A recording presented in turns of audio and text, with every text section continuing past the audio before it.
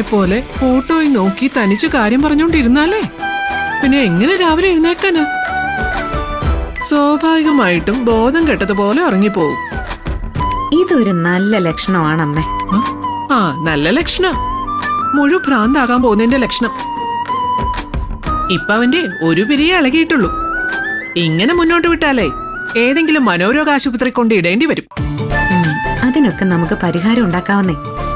പരിഹാരം ഒന്നേ ഉള്ളൂ.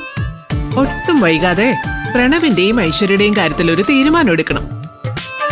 ആ ഡിവോഴ്സിന്റെ കാര്യം ഒന്ന് വേഗത്തിലാക്കി അത് കിട്ടിക്കഴിഞ്ഞാലുടനെ നമുക്ക് അവരുടെ കല്യാണം നടത്താലോ.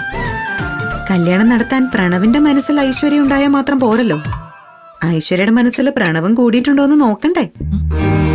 നീ എന്താ ഉദ്ദേശിച്ചത്? ഇപ്പൊ പ്രണവിന് ഐശ്വര്യ ഇഷ്ടമാണെന്നുള്ള കാര്യം ഉറപ്പായി. ഇനി തിരിച്ച് ഐശ്വര്യക്ക് ഇഷ്ടമുണ്ടോന്ന് കൂടി അറിയണമല്ലോ. അത് മാത്രമല്ലമ്മേ, നമ്മുടെ മുൻപിൽ വലിയൊരു പ്രശ്നം കൂടിയുണ്ട്. വേറൊരു വിവാഹം കഴിച്ചതാണെന്നുള്ള വിവരം കൂടി ഐശ്വര്യ അറിയിക്കണ്ടേ?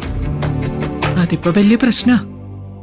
നമ്മളൊരാലോചനയായിട്ട് പോകുമ്പോ ആ കുട്ടിയുടെ വീട്ടുകാരോട് സംഭവം പറഞ്ഞ പോരെ? അത് റിസ്കാ. ആദ്യം ഐശ്വര്യയുടെ മനസ്സിൽ പ്രണവുണ്ടോ എന്നറിയണം. അത് ഓക്കെ ആയാ പിന്നെ പ്രണവ് തന്നെ ഐശ്വര്യയോട് വിഷയം അവതരിപ്പിക്കുന്നതായിരിക്കും അതിന്റെ ഭംഗി. ന്യൂ ജനറേഷൻ പിള്ളേരാ. വീട്ടുകാരൊക്കെ പറഞ്ഞാലും ചിലപ്പോ രണ്ടാം വിവാഹമെന്നൊക്കെ അറിയുമ്പോ മാറിക്കളയാൻ സാധ്യതയുണ്ട്. അപ്പോ ഈ വിവാഹം നടക്കില്ലെന്നാണ് നീ പറയുന്നത്? അമ്മയൊന്ന് സമാധാനപ്പെട്.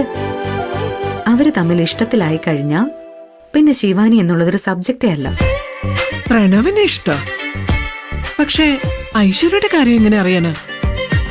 അതിനൊക്കെയുള്ള വഴി നമുക്ക് ഉണ്ടാക്കാവുന്നേ. അമ്മേ, അമ്മ ഞാൻ ഇറങ്ങുവാ. എടാ, നീ ബ്രേക്ക്ഫാസ്റ്റ് കഴിക്കുന്നില്ലേ? എനിക്കൊന്നും വേണ്ട, ഞാൻ ഇറങ്ങുവാ.